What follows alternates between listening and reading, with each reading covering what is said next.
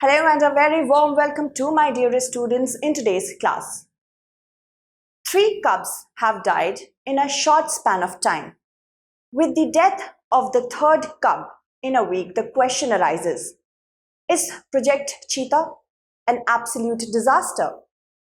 3 adults before this already died due to different causes. We will talk about the causes as well. This class will be divided into 3 segments. First, we will talk about cheetahs. The brief history of cheetahs and India, certain ancient records, why did they become extinct, and the cheetah reintroduction plan. So, with the death of the 3rd cub within a week, questions are arising. These questions are with respect to the sustainability of the cheetah population in India. The scientists and the health experts say that the heat and extreme weather conditions are one of the reasons.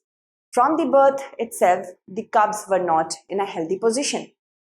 And because of that, they could not endure the extreme heat conditions at the Kuno National Park. They were already weak, and the mortality rate among the cheetahs, specifically the cheetah cubs, is really high. If we talk about cheetahs, these are the oldest wild cats, big cats. Now, as I told you that 3 adults died, the first one to die was Sasha. Sasha was having a kidney failure. She wasn't well when she was captured from Namibia. And after a period of few days, she succumbed to her illness. After that, we had Uday, and Uday fell ill, later on died. Then we had another female by the name of Daksha. She died due to mating injuries. Was this already predicted? See, cheetahs are the oldest of the big cat species, and their ancestors can be traced back to about 8.5 million years. Their number is very less around the world. It's just under 7,500. They are the fastest animal on earth. They are certified as vulnerable in the IUCN Red List. But the Asiatic cheetah and Northwest African cheetah, these are critically endangered. This is a straight prelims factor question could be made. Cheetahs have lost 90% of their habitat, and hence they are endangered in nature. The word cheetah interestingly comes from a Sanskrit word. This Sanskrit word is Chitraka. Chitraka means the spotted one. So that shows the relationship that India has with cheetahs. Their scientific name is Acinonyx jubatus. They are quick hunters. Their prey base includes gazelles, antelopes, birds, hares and rodents, and their prey base is very important for their sustenance. Other than that, as I told you, they are quick hunts. They have to hunt within 30 seconds of the predatory skills. If they do not do so, they quickly give up, and that is why their hunting skills are not really good as according to certain scientists. And that is why it's really hard for them to hunt in large landscape at the beginning of their reintroduction. This is one of the reasons. Generally, they lead solitary lives. Only for mating purposes, the female comes to the male, and after that, she sustains her life with the help of cubs. The male cheetahs, they generally are solitary in nature, but brothers can take care of a territory together as well, but hunting is also very common amongst each other. They don't breed in captivity. This is the biggest reason of their extinction, and the thing is that female cheetahs are too secretive. At the time of Jahangir, it was the first ever record to be seen that breeding in captivity was mentioned in 1613. Then also they couldn't do it well. So this is a preliminary fact again. See, in India, their relationship can be traced back to ancient times, prehistoric times as well. The cave paintings from the Neolithic age shows the cheetahs to be present in Gujarat and Madhya Pradesh, and this cave painting was found in Kharwai and Khairabad and in the upper Chambal Valley. As you can see, a spotted feline is being hunted. So this shows that cheetah might have been present through Neolithic ages. In the 12th century Chronicle, Manna Solasa, cheetahs have been mentioned to be domesticated as hunting animals for years.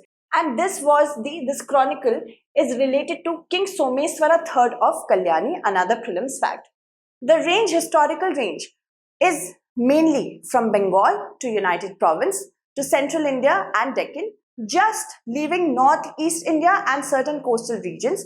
The historical range was approximately throughout India. During the Mughal period, in Akbar's reign that lasted from 1556 to 1665, there were approximately 10,000 cheetahs. By the end of the 19th century, there were just few, hundreds only. In 1613, as I told you, Jahangir formally recorded what is known to be the first instance of captive breeding, and that was the first ever to be known. These do not breed in captivity well. Now, how did they become extinct? First, I would like to tell you they are very docile in nature, very friendly if they are trained to be so. First is, of course, because of their nature. We cannot deny that. They're, although difficult to breed in captivity, so cubs were exploited and taken out from the forest from the very beginning, trained and then used to help the kings and nobles to go on hunting.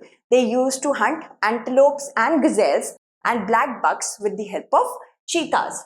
Emperor Akbar is said to have acquired a staggering 9,000 cheetahs for his royal menagerie.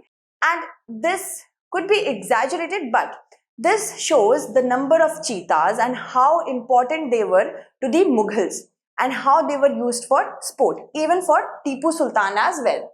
As I told you, they are very docile in nature. If you train them well, within 6 months, they could behave as a dog. And there have been records in which they could, they were lying near the charpais of the villagers who used to train them. And they used to meet other people in a very friendly manner. In Egypt also, they were domesticated. So because of their docile nature, also they could become extinct. They would have become extinct. By the time the British came, the numbers were really few. But with the death of the last 3 male cheetahs, it was like a nail in the coffin. These last 3 male cheetahs were hunted by Maharaja Ramanuj Pratap Singh Deo of Korea, erstwhile state of Korea. But there were certain rare sightings as well. These rare sightings, like 2 from the forest of Korea and the adjoining Surguja in Madhya Pradesh in 1967 as well as 68, and in open forest around a village named Danto Kalan in Jharkhand's Hazaribagh district in 1975. These were very rare sightings. But the most important one, contemporary one, is the loss of habitat. The Indian habitat for the cheetahs were diverse, like they used to live on scrub, wasteland, bushland, arid and semi-arid open areas. As the cats were pushed back, so did their habitat. Their habitat became very consolidated and fragmented, as well as whatever small ones were there, they were very consolidated. So these cats, these last cheetahs, found their refuge in a niche habitat around the edges of Sal forest in east and central India. Then the current project, the Project Cheetah, officially known as the Action Plan for Introduction of Cheetahs in India. According to this, 50 cheetahs will be introduced in various national parks over the next 5 years. The first batch was brought in from Namibia. This consisted of 8 cheetahs, and the next batch was brought from South Africa. See, the genesis could be found in the early 1970s when Indian officials were in talks with the Iranian officials in order to bring certain number of cheetahs. But in Iran, they also wanted something in return. They wanted the 2 cats, the tiger and the Asiatic lion. For Iran, these 2 were extinct. Preliminary studies used to go on, but this project couldn't take off. Reasons being that in Iran, the cheetahs were already at a very low count. And whatever cheetahs used to be there, they were very fragmented in nature. They were not fenced. So it was hard for them to be captured. Now in 2009, India, through the Wildlife Trust of India, started talking with Africa because with respect to the African cheetahs and our cheetahs, the genetic difference was not much. So this was one of the reasons that cheetahs were brought from Namibia and South Africa. So cheetahs from Southern Africa, they have the maximum observed genetic variation. This promises the sustainability of the population. The more genetically variation any species have, the more genetically varied a species is, the more chances are there for their population to survive. Another thing, they are found to be ancestral to all the other major cheetahs, including the Iranian ones, which we wanted. And as you can see, this map is going to help us to know from where we brought how many number of cheetahs. Alright, so 3 died. Remember that, Daksha, Uday and another one. So if we talk about the range states, the range states also started to be consulted in India. These range states were of course Gujarat, Rajasthan, Chhattisgarh and Madhya Pradesh. Kuno National Park was the first to be chosen to reintroduce cheetahs. Why? Because first of all, it has a sustainable habitat, it's a suitable habitat and sustainable population of gazelles, antelopes, hares, birds. So first that. And it was in the preliminary studies, it was found out that it can sustain up to 21 cheetahs, although certain critics say that it can sustain only up to 5 cheetahs. But it is one of the parks where it is devoid of any human settlement, so conflict between humans and the wildlife can be rooted out because of this. Another thing is that it forms a part of the Puri deciduous open forest landscape. And also, it is the only wildlife site in the country which is completely devoid of human settlement, as because they were relocated from there. So these are the many reasons why Kuno National Park was chosen. First of all, we need to understand that cheetahs are both a flagship species and an umbrella species. Let's talk about them as well. Flagship species is a species which acts as an icon or symbol of a defined habitat. Like for Sundarbans, we have the Bengal tiger. So that species is very particular to that habitat. First that.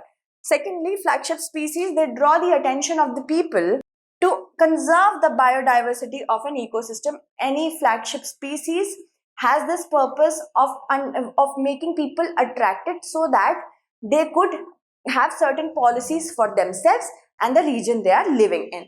Of course, Bengal tiger, Asian elephant, African elephant are certain examples. Then we have umbrella species. Umbrella species is actually a species which, if we conserve it indirectly, then directly all other species will be conserved. Like if you are going to conserve a caterpillar, then for or a snake, an eagle would also survive on the snakes, and hence because of eagle, other important creatures which are dependent on it for food will also get a lot of attention. So this is what the cheetahs are, both a flagship species and an umbrella species. We have to save our grasslands because certain grasslands are declared as wastelands, and in the government policies, when they find a mention as a wasteland, their ecosystem gets disturbed. So because cheetahs have the ability to survive in grasslands, this is one of our goals. Second is biological objective. As I told you, that conserving one species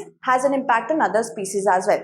And the global conservation efforts to conserve the cheetahs, India wants to be a part of it too. Livelihood option, because ecotourism will also increase.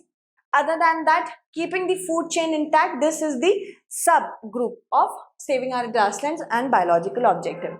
And then tackling climate change.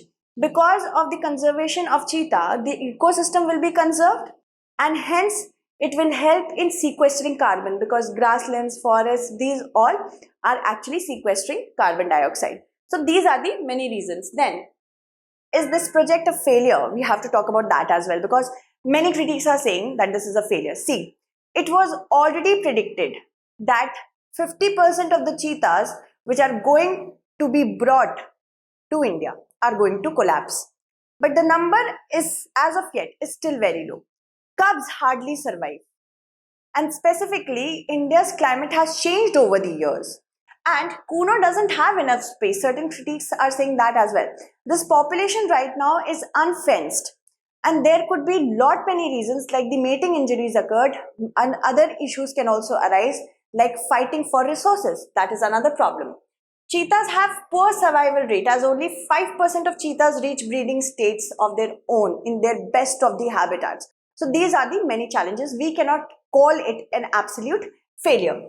An expert has said that India should fence cheetah habitat. Worst is still to come, because this project of leaving the cheetahs in unfenced areas has already been introduced in South Africa 15 times and they did not survive. So the expert is saying that all shouldn't be fenced, but there should be two types of fencing or two types of different habitats. First is source reserve and second is sink reserve. Source reserve is a reserve that provides optimal condition for population growth, the open one, the unfenced one. This is the unfenced one, okay? It's an open one. And because it is open, it has many resources. It will only help those population which can self-sustain itself. In case of our cheetahs which we brought, these are not self-sustaining. The first thing we have to do is conserve the amount of cheetahs that we have, then leave them to unfenced area so that they may become a self-sustaining population. Sink reserve is the one which is fenced and has limited resources. And because of limited resources, it can have few population in them. Not a lot of hunting issues will be there. So this is the difference between sink as well as source. In order to have a balance, in order to do population management, we need both. And Mukundra Tiger Reserve has fencing. So it is of course one of the regions which is in the plan to reintroduce cheetah, but center has actually denied the request at the beginning when Rajasthan asked for hosting the cheetahs. Recently, the apex court has told the center to rise above politics and think about sending few cheetahs from Madhya Pradesh to Rajasthan, because Madhya Pradesh Forest Department has already written to NTCA that the current population cannot survive. It is at capacity. Kuno is at capacity. And Mukundra was declared as a tiger reserve in 2013. Where is Mukundra? Here is Mukundra Hills Tiger Reserve. It has only one tiger right now because it has lost many adults and certain cubs.